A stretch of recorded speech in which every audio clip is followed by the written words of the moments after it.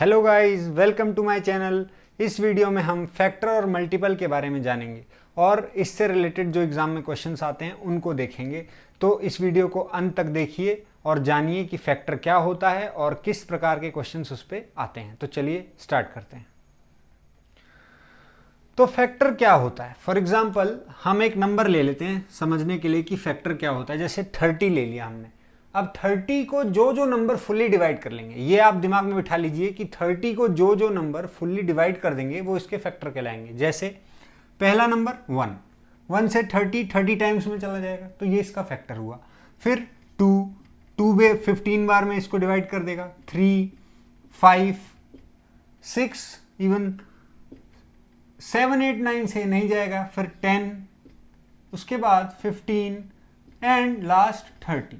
ये सभी नंबर्स इसको फुल्ली डिवाइड कर देंगे, कोई शेषफल या रिमाइंडर नहीं छोड़ेंगे। तो ये सभी नंबर्स इसके फैक्टर कहलाएंगे।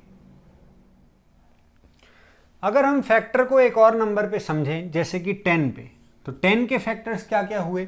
1, 2, 5 एंड 10।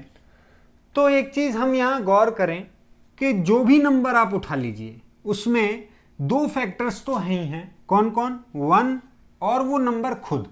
जैसा कि 30 में 1 उसका फैक्टर है और 30 भी उसका फैक्टर है। 1 भी उसको फुल्ली डिवाइड करेगा, 30 भी उसको फुल्ली डिवाइड करेगा। उसी तरीके से 10 में भी हम देख सकते हैं कि 1 और 10 ये दोनों इसके फैक्टर्स कहला रहे हैं। तो दो फैक्टर्स किसी भी नंबर के हमेशा ही रहते हैं। यह वो नंबर खुद और 1। तो दो फैक्टर्स फिक्स हैं। और दो फैक्टर्स जिस नंबर के होते हैं उन्हें हम क्या कहते हैं? Prime number. किसी भी नंबर के अगर सिर्फ दो ही फैक्टर्स हैं तो वो किस कैटेगरी में आ जाते हैं? प्राइम नंबर की कैटेगरी में। और अगर दो से ज्यादा फैक्टर्स हो जाते हैं तो कंपोजिट नंबर की फैक्टर। अब हम जानते हैं कि मल्टीपल किसे कहते हैं। तो फॉर एग्जाम्पल 2 के मल्टीपल्स क्या होते हैं? तो जो भी 2 की साइकिल से आगे बढ़ेंगे वो 2 के मल्टीपल हो जाएंगे। मतलब 2 का मल्टीपल पहले तो 2 ही है, देन 4। ये 2 को अगर हम 2 टाइम्स मल्टीप्लाई करते हैं तो 4 आ जाएगा, तो ये इसका मल्टीपल कहलाएगा। 6, 8, 10 ऐसे जो भी नंबर्स अब आते चले जाएंगे इन्फिनिटी तक, वो सभी 2 के मल्टीपल्स हुए। अब मल्टीपल और फैक्टर में डिफरेंस क्या हुआ? तो फॉर एग्जाम्पल मैं 6 की बात करूं तो 6 2 का मल्टीपल हुआ तो 6 2 की टेबल में आएगा, इसलिए इसका मल्टीपल हुआ। और फैक्टर की बात करें तो 2 6 को डिवाइड कर देगा फुल्ली, तो 2 6 का फैक्टर हुआ। ये डिफरेंस है, बेसिक डिफरेंस। अगर इसको आप फिर से ध्यान से सुनिए, मैं फिर से क्या कहना चाह रहा हूं। 2 के टेबल में 6 आएगा तो 2 का मल्टीपल हुआ 6 और 2 ही 6 को फुल्ली डिवाइड कर देगा, तो 6 का फैक्टर हुआ 2। ये बेसिक डिफरेंस है फैक्टर और मल्टीपल में। अब हम देखते हैं कि इस पे बेस्ड क्वेश्चन कैसे आते हैं। तो क्वेश्चन कह रहा है find the total number of factors of 50। हमें 50 के टोटल नंबर ऑफ फैक्टर्स निकालने हैं कि 50 को कितने ऐसे नंबर हैं जो फुल्ली डिवाइड कर देते हैं। तो कैसे करेंगे? पहले हम 50 का प्राइम फैक्टराइजेशन करेंगे। प्राइम फैक्टराइजेशन कैसे करते हैं? तो हम प्राइम नंबर से इसको तब तक डिवाइड करेंगे जब तक क्वेश्चन 1 ना हो जाए। तो 50 को डिवाइड करने के लिए पहला प्राइम फैक्टर है, प्राइम नंबर है 2। 2 से अगर मैं इसको डिवाइड करूं 25 टाइम्स में जाएगा। Next prime number 5। 5 से अगर इसको मैं डिवाइड करता हूं 5 टाइम्स में चला जाएगा। और फिर 5 से इसको डिवाइड करता हूं तो 1 टाइम में 5 चला जाएगा। हमारा प्राइम फैक्टराइजेशन कंप्लीट हो चुका है। अब क्या करना है? तो अगर मैं इस प्राइम फैक्टराइजेशन को देखूं तो ये 2 की पावर 1 मल्टीप्लाइड बाय 5 की पावर 2 है। 5 2 बार है। तो अब ये हमने कर लिया है, हमारा पहला स्टेप कंप्लीट हो चुका है। नेक्स्ट हमें टोटल नंबर ऑफ फैक्टर्स निकालने के लिए क्या करना होगा? तो जो भी ये पावर्स हैं इन प्राइम नंबर्स की, इनमें हमें 1 ऐड करके इन्हें आपस में मल्टीप्लाई कर लेना है। तो जैसे 2 की पावर 1 है तो 1 में मैंने 1 ऐड कर लिया, और 5 की पावर 2 है, 2 में मैंने 1 ऐड कर लिया। ये ऐड होने के बाद इन्हें मैं आपस में मल्टीप्लाई कर दूंगा। मुझे पता चल जाएगा कि इस 50 को कितने ऐसे नंबर हैं जो फुल्ली डिवाइड कर देंगे। तो कितने नंबर हैं? 6। अब मैं इसको मैन्युअली देखता हूं अगर, तो 1 हुआ। अभी हमने सीखा था कि दो नंबर तो होते ही होते हैं जो किसी भी नंबर को डिवाइड करें। एक तो वो नंबर खुद और एक 1, तो दो फैक्टर्स तो यही हो गए। दूसरा 2 इसको फुल्ली डिवाइड कर रहा है, फिर 5 इसको फुल्ली डिवाइड कर देगा, और देन 10 इसको फुल्ली डिवाइड कर देगा, और फिर और किससे जाएगा ये 25 से। तो इसके टोटल कितने फैक्टर्स हुए 1 2 3 4 5 एंड 6। तो ये मैनुअली में देखिए हमें कैलकुलेशन भी थोड़ा थोड़ा करना पड़ेगा, लेकिन इस मेथड से हम डायरेक्टली पता कर लेंगे कि कितने नंबर ऑफ फैक्टर्स हुए। नेक्स्ट क्वेश्चन देखते हैं, how to find the number of odd factors of 70। 70 के ऑड फैक्टर्स पता करने हैं कि कितने ऐसे ऑड नंबर्स हैं जो 70 को डिवाइड करते हैं। तो क्या करेंगे, 70 का प्राइम फैक्टराइजेशन करेंगे। प्राइम फैक्टराइजेशन में हम प्राइम नंबर से इसको डिवाइड करते हैं जब तक क्वेश्चन 1 ना आ जाए।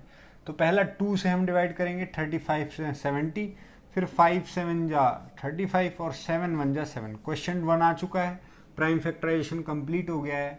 70 को मैं 2 × 5 × 7 के टर्म्स में लिख सकता हूँ। और ये आपको एक चीज़ और पता होनी चाहिए कि प्राइम फैक्टराइजेशन किसी भी नंबर का यूनिक होता है, मतलब 70 के लिए यही प्राइम फैक्टर्स मिलेंगे और कुछ नहीं मिलेगा। तो अब सबकी पावर देखते हैं, तो 1 1 1 है। अब total number of odd factors कैसे निकाला जाता है, तो हम क्या करेंगे, जो भी ऑड फैक्टर्स हैं इनमें 1 ऐड करेंगे इनके पावर्स में और उन्हें आपस में मल्टीप्लाई कर लेंगे, हमें हमारे total number of odd factors मिल जाएंगे। तो ये कितना हो जाएगा 2 × 2 यानी कि 4। तो ऐसे 4 नंबर हैं और वो ऑड हैं जो कि 70 को डिवाइड करते हैं।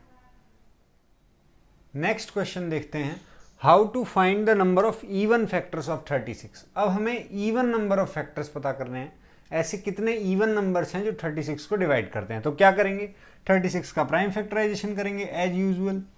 2 18 जा 36, 2 9 जा 18, 3 3 जा 9, 3 1 जा 3। जब तक क्वेश्चन 1 नहीं आ जाता प्राइम फैक्टराइजेशन करेंगे।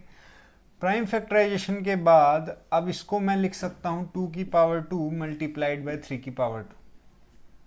ये हमारा प्राइम फैक्टराइजेशन हो गया। इवन नंबर ऑफ फैक्टर्स पता करने के लिए हम क्या करते हैं, तो जो हमारा इवन फैक्टर है इसमें यानी कि 2, इसकी पावर को लेंगे डायरेक्टली, उसको मल्टीप्लाई कर देंगे, जो बाकी बच गए। अब देखिए प्राइम फैक्टराइजेशन में हमेशा एक ही इवन नंबर आता है और जो कि प्राइम है वो है 2, बाकी सारे ऑड प्राइम्स आते हैं। तो जितने भी अगर ऑड प्राइम्स आ रहे हैं उनकी पावर में अपन को 1 ऐड करके और इसकी पावर से यानी कि जो इवन फैक्टर है इसकी पावर से इनको मल्टीप्लाई कर देना है। तो 2 × 3 यानी 6। तो मतलब 6 ऐसे फैक्टर्स हैं 36 के जो कि इवन है और 36 को डिवाइड करते हैं। नेक्स्ट क्वेश्चन है हमारा, find the sum of all factors of 100। 100 के सभी फैक्टर्स का सम करना है।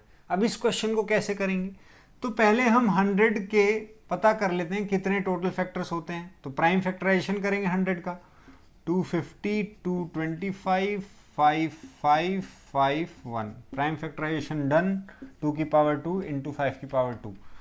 और टोटल नंबर ऑफ फैक्टर्स कितने होंगे, तो जो भी इनकी पावर है उसमें 1 ऐड करके उन्हें आपस में मल्टीप्लाई कर लेंगे, टोटल फैक्टर्स पता चल जाएंगे, यानी कि 3 × 3 9।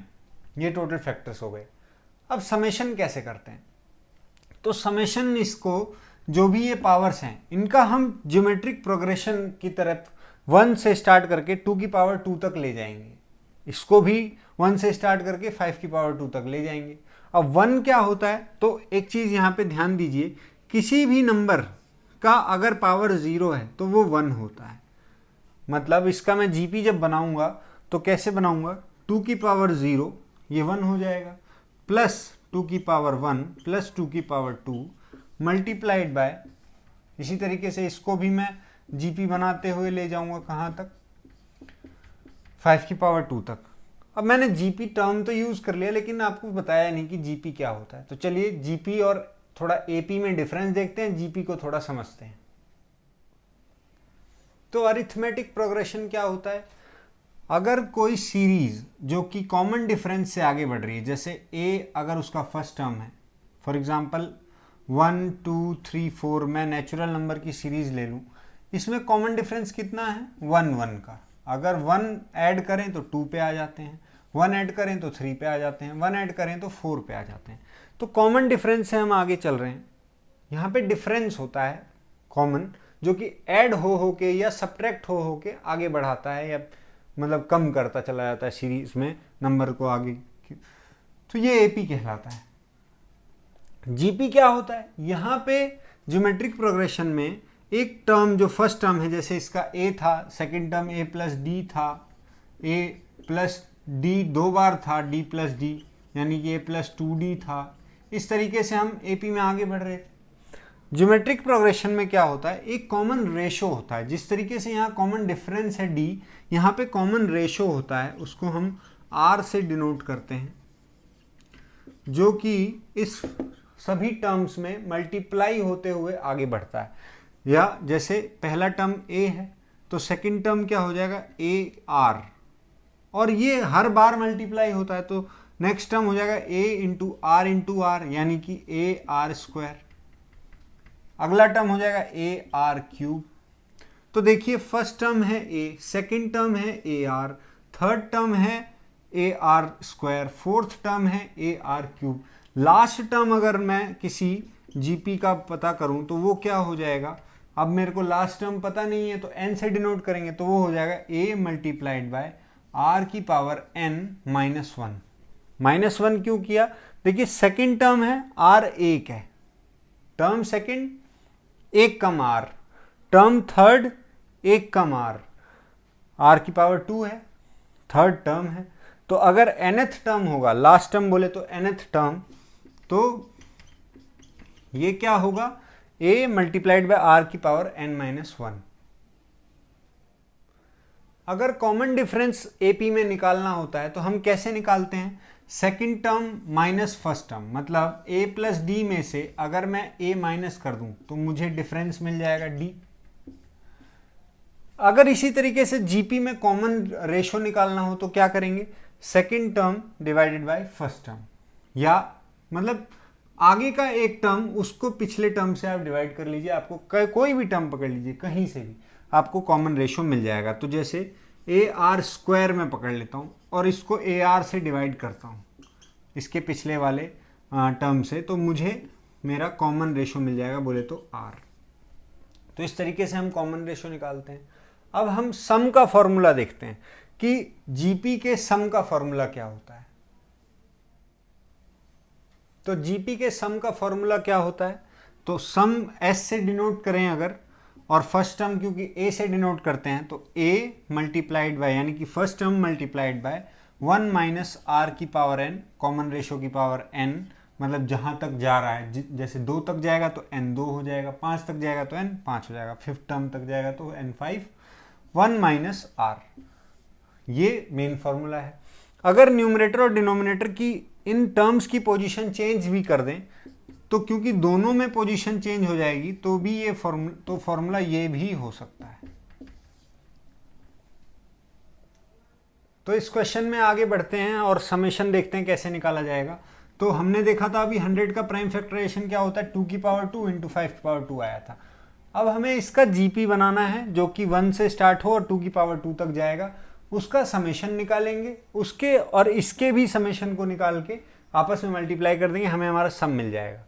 अब यहाँ पे क्या है, समेशन जब जीपी हम क्रिएट करेंगे तो 1 से स्टार्ट करेंगे, 1 को 2 की पावर 0 लिख सकता हूँ, प्लस 2 की पावर 1 प्लस 2 की पावर 2, यहाँ तक हमारा इसका जीपी बनेगा और इसका समेशन निकालेंगे, इसलिए मैंने प्लस का साइन लगाया। इसका भी जीपी बनाएंगे और समेशन करेंगे। तो समेशन तो हम यहाँ इससे भी कर सकते हैं, इजीली इसको कैलकुलेट करके कर सकते हैं क्योंकि 3 टर्म्स ही हैं। लेकिन मैं आपको फॉर्मूला इसलिए बताया और समझाया है क्योंकि अगर पावर ज़्यादा आ जाए तो वहाँ हम इससे मैनुअली कैलकुलेशन नहीं करेंगे। तो कैसे करेंगे कैलकुलेशन, फॉर्मूला क्या है, फर्स्ट टर्म कितना है 1 मल्टीप्लाइड बाय r की पावर n। r देखिए इसमें हमारा r जो है वो 2 लिया है हमने तो, और इसमें 5 लिया है। यही करना होता है, जो भी हमारा फैक्टर्स होते हैं वही हमें r कंसिडर करना होता है। तो r है 2 की पावर n, n टर्म्स कितने हैं 3, तो 2 की पावर 3 माइनस 1 अपॉन में r माइनस 1, ये यहाँ हो गया मल्टीप्लाइड बाय 1, यहाँ पे भी फर्स्ट टर्म 1 है मल्टीप्लाइड बाय, अब कॉमन रेशो 5 है और कितने टर्म्स है 3 माइनस 1 अपॉन में 5 माइनस 1। इसको सॉल्व कर लेंगे, हमें हमारा समेशन मिल जाएगा। तो 2 की पावर 3 8 माइनस 1 7 अपॉन में 1 7 मल्टीप्लाइड बाय 125 माइनस 1 124 अपॉन में 4 4 से ये चला जाएगा 4 3 जा 12 4 1 जा 4 इंटू 7 यानी 7217। तो 100 के सभी फैक्टर्स का सम कितना होगा 217। तो गाइज ये था हमारा आज का कॉन्सेप्ट। बाकी कॉन्सेप्ट्स के साथ मिलते हैं अपनी नेक्स्ट वीडियो में। तब तक के लिए धन्यवाद। जय हिंद।